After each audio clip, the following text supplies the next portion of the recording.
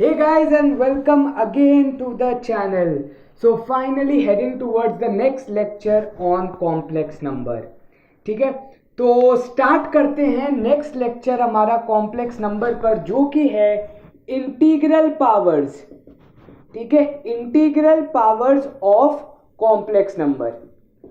अभी integral powers of complex number क्या होता है ये मैं आप लोग को समझाऊंगा.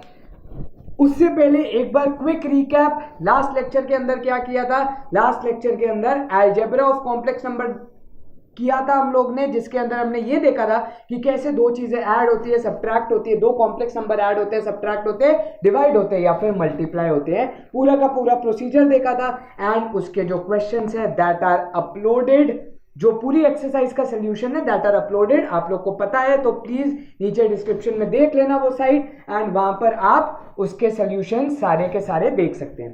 तो अब हमारा जो टॉपिक है वो है इंटीग्रल पावर्स. पावर का आपको मतलब पता है, क्लास 8 में एक्सपोनेंट्स आपने पढ़ना शुरू कर दिया था. ठीक है, तो हम लोग क्या था, a की पावर m. तो हम लोग क्या बोलते थे कि a आपका बेस है, m आपका इंडाइस है या फिर पावर है, इंडाइस. कॉमर्स वाले सेकंड चैप्टर जिन्होंने पढ़ना शुरू कर दिया है उन लोग को पता होगा कि सेकंड चैप्टर आपका इंडाइसेस ही है. एनसीईआरटी वाले डोंट टेक टेंशन.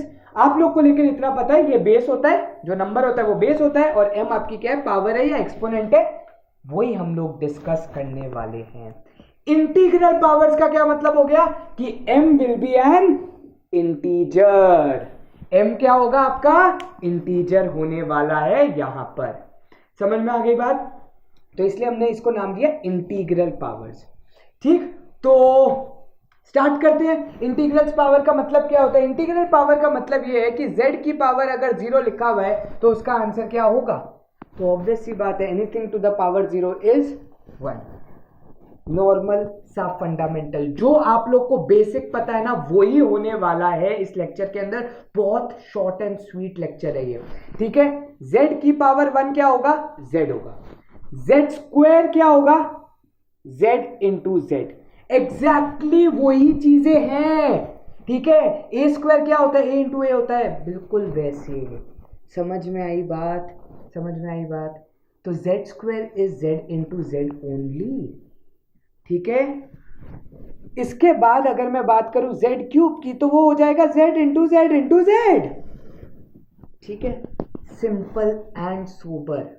बहुत ही ज्यादा क्लियर कट बता रहा हूं. एग्जैक्टली जो पढ़ते आए हो वही है. लेकिन वहीं पर बात करें z पावर -1, तो एनीथिंग टू नेगेटिव इंडाइस या नेगेटिव, जब आपका बेसिकली नेगेटिव इंटीजर तो नहीं बोलूंगा बट नेगेटिव नंबर अगर मैं बोलूंगा तो नेगेटिव नंबर से रेज होता है तो वो क्या हो जाती है, उसका फॉर्मूला क्या होता है, a की power -m is equal to 1 upon a की पावर m. वही हम लोग यहां पर लिख देंगे. समझ में आया? ऐसी अगर z की पावर -2 की बात करूं तो 1 अपॉन z स्क्वायर आपका बन जाएगा. समझ में आया? ये सारे फंडामेंटल है. ठीक है, तो रेसिप्रोकल जो हम लोग मल्टीप्लिकेटिव क्या देख रहे थे, मल्टीप्लिकेटिव जब इनवर्स देख रहे थे तो मल्टीप्लिकेटिव इनवर्स बेसिकली क्या था, z का मल्टीप्लिकेटिव इनवर्स क्या होता है, z की power -1 that is 1 upon z. ठीक है, समझ में आ गया? जो लास्ट लेक्चर पढ़ा था एग्जैक्टली वही चीज हमने यहां पर देखी. तो ये आपका मल्टीप्लिकेटिव इनवर्स है z का मल्टीप्लिकेटिव इनवर्स z की power -1. So with this I hope आपको इतना पार्ट खत्म हो गया होगा, मतलब दिमाग में अच्छे से बैठ गया होगा ये पार्ट.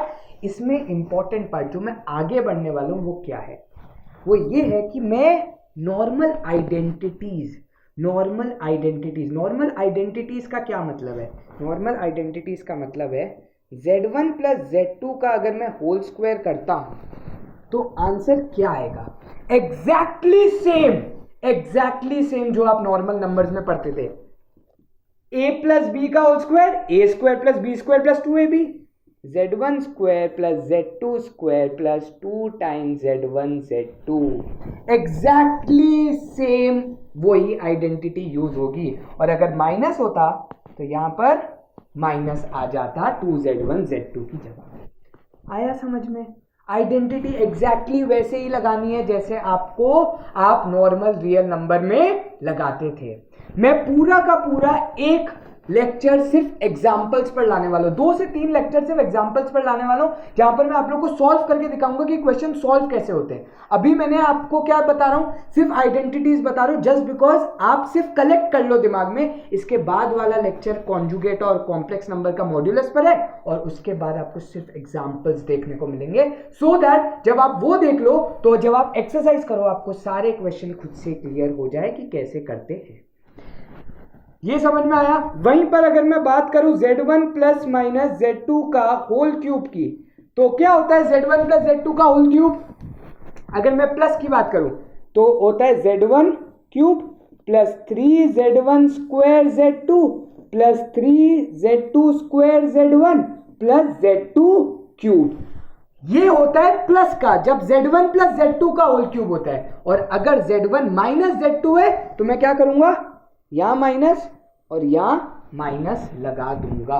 नहीं तो अगर आप लोग को ये याद नहीं है तो सबसे आसान फॉर्मूला क्या होता है याद करने का, z1 cube plus 3z1 z2 into z1 plus z2 plus z2 cube. ये सबसे आसान तरीका है। और अगर z1 माइनस z2 है तो कुछ नहीं करना, प्लस की जगह माइनस लगा देना है। सिंपल, सबसे आसान तरीका फॉर्मूला लर्न करने का। क्रॉस वेरीफाई कर लेते हैं माइनस वाले को, z1 cube minus 3z1 z2 with z1 अगर मल्टीप्लाई हो रहा है तो माइनस 3z1 स्क्वायर z2 बन रहा है, फिर प्लस 3z2 स्क्वायर z1 बन रहा है, और फिर माइनस z2 क्यूब बन रहा है। प्लस की जगह सिर्फ माइनस लगाना है क्योंकि minus z2 I am substituted. बहुत ही, अगर किसी दिन आप लोग, मैं छोटे क्लासेस का लेक्चर बनाता हूँ ना, मैंने आइडेंटिटी इतने सही तरीके से लर्न की हुई है ना, किसी को मैं बोलता ही नहीं है रट के बैठो यार, ये तरीके होते हैं छोटे छोटे, ठीक है, जो मैं बच्चों को समझाता हूँ कि यार अगर तुम्हें ये पता है ना, बस आइडेंटिटी लर्न। ठीक, ये हो गए 2 identity. z1 cube plus z2 cube भी अगर मैं लिखना चाहूँ तो वो लिख देते हैं, ठीक है, प्लस माइनस का लिख देते हैं दोनों का, तो क्या होगा z1 plus z2 z1 square plus z1 z2 plus z2 square. और अगर माइनस होता तो यहां माइनस लग जाता और यहां माइनस लग जाता, ठीक है, बस इतना सा फर्क होता। तो ये 3 आइडेंटिटी हमारे बेसिक है। क्यों बेसिक है? क्योंकि इस पर क्वेश्चन हम करने वाले हैं एग्जाम्पल्स के अंदर। तो ये 3 आइडेंटिटी आप लोग को याद होनी चाहिए। समझ में आ गई बात? यहां पर आपका integral powers of complex number हुआ खत्म। लेकिन अब मैंने आपको ये तो बता दिया कि z1 इंटू z2 ऐसा होता है, z1 प्लस z2 का होल स्क्वायर ऐसा होता है। बट अगर z1 को मैं a प्लस आयोटा b के फॉर्मेट में लिखूं तो हमेशा आपका क्या होगा, आयोटा b जो आयोटा वाला टर्म है वो आयोटा के साथ एक और आयोटा के साथ मल्टीप्लाई होगा। सिमिलरली z1 क्यूब में अगर मैं a प्लस आयोटा b का होल क्यूब कर रहा हूं तो आप देखोगे कि a प्लस आयोटा b का जो आयोटा है वो iota into iota into iota चलेगा। समझ में आई बात? क्योंकि 3 बार आपका आयोटा b का होल क्यूब होगा। सिंपल एक चीज याद रखना, मैं आप लोग को वही बता देता हूं। अगर z1 क्यूब मुझे लिखना है तो उसको मैं कैसे लिखता हूं वो मैं आपको बताता हूं, a प्लस आयोटा b के फॉर्मेट में। तो z1 क्यूब और एक z1 स्क्वायर भी कर लेंगे, पहले z1 स्क्वायर कर लेते हैं। तो a प्लस आयोटा b का होल स्क्वायर क्या होगा? Simple, a plus iota b into a plus iota b। ठीक है, ये हमने किया है कौन से लेक्चर में? पिछले वाले लेक्चर में। ठीक है, तो ये हो जाएगा a square plus iota A B plus iota b a plus iota b into iota b, that is iota square b which is minus b square. क्यों? Because iota square is -1। तो answer क्या बन जाएगा? Answer बन जाएगा a square minus b square plus 2 iota A b, या iota times 2 times a b, iota times 2ab। क्यों? क्योंकि ab plus a b will be getting added up अगर आप आयोटा को कॉमन ले लो। तो ये है a plus iota B whole square का फॉर्मूला। ठीक है, अगर आप ध्यान से देखोगे तो आपका जो रियल पार्ट है, रियल पार्ट का स्क्वायर माइनस इमेजिनरी पार्ट का square plus 2 iota real part imaginary part, ये आपकी आइडेंटिटी बनती है। ठीक है, रियल पार्ट का स्क्वायर माइनस इमेजिनरी पार्ट का square plus iota times 2 times real part into imaginary part. फर्क क्या आया? जो प्लस का साइन होता है, अगर आप a प्लस बी का होल स्क्वायर करते हो तो a square plus B square आता है, फर्क सिर्फ इतना हुआ, वो माइनस बी स्क्वायर बन गया। ठीक, समझ में आया? अब वहीं पर हम लोग इसको एक्सपैंड करेंगे। तो इसको अगर एक्सपैंड करेंगे, एक चीज तो आप लोग को दिख रही है, अगर मैं इसको लिखता तो मैं इसको ऐसे भी तो लिख सकता था, a square plus 2 iota A B plus iota B का होल स्क्वायर। कैसे लिखा? बिल्कुल वैसे, a प्लस बी का होल स्क्वायर क्या होता है? a square. अब ये पूरा का पूरा पार्ट हमारा b है, ये पूरा का पूरा पार्ट हमारा क्या है? b। a square plus 2a b plus b square. समझ में आया? उससे भी अगर आप देखते तो आपका आंसर ये आ जाता। सिमिलरली यहां पर लगाएंगे आइडेंटिटी, तो क्या होगा? a cube plus 3ab, 3a और b, यहां पर पूरा क्या है? Iota b। 3ab फिर क्या है आपका? a plus b, that is a plus iota b plus b cube plus iota b का होल क्यूब। अब दैन से समझना ये बात, ठीक है? a क्यूब रहेगा, ये क्या बन जाएगा? 3a iota b into a, that is 3a square into b with iota. फिर क्या बनेगा वो भी ध्यान से देखना, 3a iota b into iota b। जरा ध्यान से समझना, iota b into iota b क्या होगा? Minus b square. ठीक है, और लास्ट बचा आयोटा b का होल क्यूब। मतलब क्या? पहले तो आयोटा b का होल स्क्वायर करो और उसको आयोटा b के साथ मल्टीप्लाई करो, तो आयोटा b का होल स्क्वायर क्या होता है? Minus b square. Minus b square when multiplied with iota b, you will get minus iota b cube. तो अगर मैं रियल पार्ट को रियल पार्ट के साथ लिखूं तो a cube minus 3ab square plus iota times 3a square b minus b cube आपका answer है। ठीक है, आपका आंसर है। नाउ द थिंग इज क्या मुझे बार बार ऐसा सोचना पड़ेगा कि आयोटा स्क्वायर इंटू आयोटा मतलब आयोटा क्यूब क्या होता है? क्या मैं डायरेक्टली आयोटा क्यूब की वैल्यू याद नहीं रख सकता कि it is always equal to minus iota?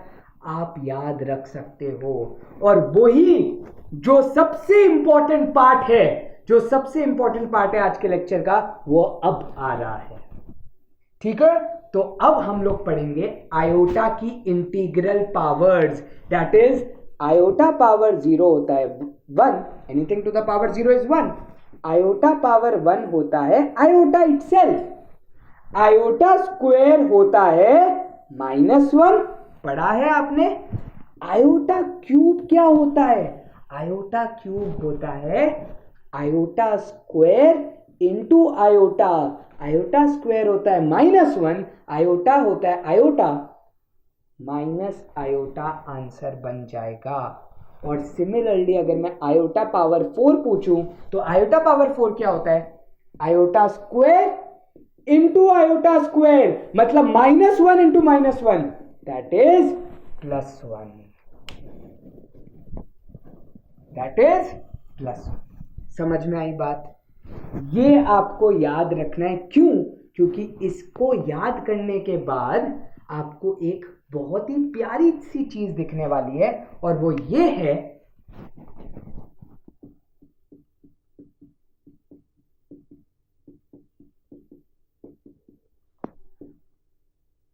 The most important thing of this chapter. सबसे इंपॉर्टेंट फॉर्मूला में से एक है ये चैप्टर का, आयोटा की 4 कंसेक्यूटिव पावर को ऐड करो तो आंसर 0 आता है। कैसे? आयोटा की value iota, iota square -1, iota cube minus iota और आयोटा क्या हो गया? कैंसल्ड आउट, और -1 और +1 हो जाएगा कैंसल्ड आउट। तो याद कैसे रखना है? मैंने इसको बहुत ही अपने तरीके से मैं इसको याद करता हूं कि भाई साहब 1 2 3 4 वापस वहीं पहुंच गए जहां से शुरू किया था। ठीक है, 4 कदम चले, वापस वहीं पहुंच गए जहां से आपने शुरू किया था। 1 2 3 4 और वापस you are back to the same position. ठीक, ये जो फॉर्मूला है ये सबसे इंपॉर्टेंट है इस चैप्टर का, क्योंकि इस पर क्वेश्चंस बहुत ही अच्छे लेवल के बनते हैं। ठीक है, ये याद करने के बाद ना, ये जो लिखा है स्पेसिफिकली यहां पर जो लिखा है मैंने, ये याद करने के बाद ना आपके लिए चीजें बहुत ज्यादा आसान होने वाली हैं। ठीक, लेक्चर को एंड करने से पहले सिर्फ एक लास्ट चीज यहां पर लिखूंगा मैं, जो कि वापस बहुत ही इंपॉर्टेंट पार्ट में आता है। वो मैं लास्ट चीज यहां पर जो मैं लिखने वाला हूं वो ये है, consecutive powers of iota when added up sum up to 0। ठीक है, 4 कॉन्जिक्यूटिव पावर्स ऑफ आयोटा, वापस दिमाग में बोल रहा हूं, वापस 1 2 3 4 और वापस। ठीक है, 4 कॉन्जिक्यूटिव पावर्स ऑफ आयोटा की बात कर रहा हूं, तो उसको हम लोग किस फॉर्मेट में लिखते हैं? Iota power 4k + 1 plus iota power 4k + 2 plus iota power 4k + 3 plus iota power 4k + 4, जो कि 4k ही एक तरीके से बन जाएगा। आयोटा की 4 कंसेक्यूटिव पावर कभी भी आपको दिखाई दे तो हमेशा याद रखना वो क्या होगा? That is always equal to 0, where k आपका क्या हो सकता है? कोई भी आपका पॉजिटिव इंटीजर। आप 0 से शुरू कर लो, आयोटा पावर 1 2 3 4। ठीक है, 0 1 2 3 4 भी ले सकते हो। 1 से शुरू करोगे तो 5 5 6 7 8, iota power 5 iota power 6 iota power 7 iota power 8। आपका आंसर क्या दे देगा? आपको 0 दे देगा। आई बात समझ यहां पर? ठीक है, लास्ट थिंग जो मैं एंड करना चाहता हूं जहां पर, वो ये है, आयोटा पावर -1 फिर क्या होता है? मैंने इंटीग्रल्स पावर तो सारे देखे, मैंने आयोटा की पावर -1 नहीं देखा। तो अगर मैं आयोटा पावर -1 की बात करूं तो उसको लिख कैसे सकते हैं? 1 आयोटा लिख सकते हैं। याद है लास्ट लेक्चर में क्या पढ़ा था? डिनोमिनेटर को क्या करना है? क्या करना है? रियल बनाना है, प्योरली रियल बनाना है। तो आप क्या करोगे? Multiply by iota divide by iota. ठीक है, मैं ये करूंगा। लेकिन मैंने आपको ये भी बोला था, when you are multiplying with iota, when you are multiplying, जब c + आयोटा d मैंने डिनोमिनेटर में लिखा था तो I had multiplied with c - iota d, rationalization वाला चीज यूज की थी। तो इधर भी मैं क्या करूंगा? माइनस आयोटा से मल्टीप्लाई डिवाइड करूंगा। ठीक है, क्यों? उससे मेरा क्या बना? ऊपर बना माइनस आयोटा, नीचे क्या बना? Iota into iota, that is -1। क्यों? आयोटा स्क्वायर होता है -1, और -1 with the negative sign is 1, therefore it is minus iota. तो आयोटा की पावर -1 का आंसर क्या हुआ? माइनस आयोटा हुआ। ठीक है, अगर मैं वहीं पर बात करूं आयोटा पावर -2 तो वो क्या हो जाएगा? वो आपका बन जाएगा 1 आयोटा स्क्वायर, और आयोटा स्क्वायर तो -1 होता है। तो आंसर क्या आया? -1। आयोटा का, अगर मैं आयोटा का पावर -3 पूछूं तो वो क्या होगा? 1 iota into 1 iota square. 1 iota की वैल्यू कितनी है? माइनस आयोटा इंटू -1 कितना हो जाएगा? Plus iota. और आयोटा की पावर अगर -4 पूछा तो वो तो बन जाएगा 1 अपॉन आयोटा स्क्वायर का whole square. 1 upon iota square क्या है? -1, -1 का होल स्क्वायर विल बी +1। तो आप ये देखो कि अगर मैं नेगेटिव नंबर्स में भी कॉन्जिक्यूटिव 4 पावर ऐड कर रहा हूं, माइनस आयोटा प्लस आयोटा -1 +1, तो भी आंसर 0 आ रहा है, तो भी आंसर 0 आ रहा है। तो द थिंग इज, आप k की वैल्यू कोई भी आप इंटीजर डालो, आपके 4 कॉन्जिक्यूटिव पावर ऑफ आयोटा हमेशा क्या देगा? सम 0, आर्यभट्ट का नंबर। समझ में आई बात? ठीक है। So with this I hope everything is clear to you, whatever it is written on this board. आप लोग को आइडेंटिटीज समझ में आ गई, कैसे हम लोग आइडेंटिटीज को यूज करने वाले हैं इस चैप्टर के अंदर। क्वेश्चन करेंगे तो और डिटेल में समझ में आएगा। आप लोग को इंटीग्रल पावर समझ में आ गया, आपको आयोटा की 4 कॉन्जिक्यूटिव टर्म्स के बारे में समझ में आ गया। आई होप बहुत सारी चीजें आपको इस लेक्चर के अंदर, जो इंपॉर्टेंट पार्ट था इस चैप्टर का, वो समझ में आ गया होगा। अब आप लोग ये नहीं बार बार करोगे कि आयोटा क्यूब इज आयोटा का स्क्वायर इनटू आयोटा, इतनी मेहनत नहीं। अब आपको पता है आयोटा क्यूब माइनस आयोटा होता है, ठीक है, होता है। समझ में आ गई बात? सो with this, thank you guys for watching. I hope आपको चीजें समझ में आ गई होगी।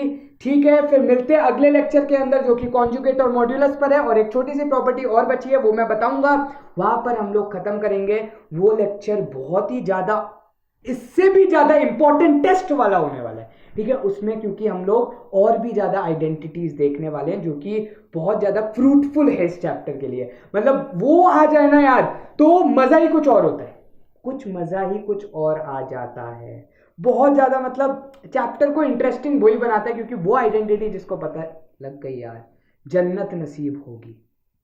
ठीक है, ठीक है। So with this I hope everything is clear to you. Thank you guys for watching, thank you, bye bye, take care, शब्बा खैर, bye, love you all, thank you.